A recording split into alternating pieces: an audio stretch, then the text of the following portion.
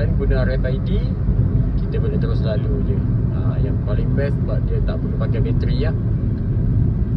Kalau kita pakai smart tag, kita kena ada bateri. Dia tak payah, kita lalu je. Ya, palang pun dah buka. RFID nya dekat atas tu. Kau nampak lah. Untuk RFID ni dia tak perlu nak susah-susah kita top up kat Tashengo ke apa. Kita just bubuh kita punya duit dekat kita punya Tashengo e-wallet tu. Jadi dia akan deduct daripada situ lah.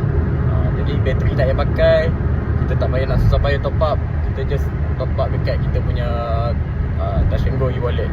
Simple as that. Jadi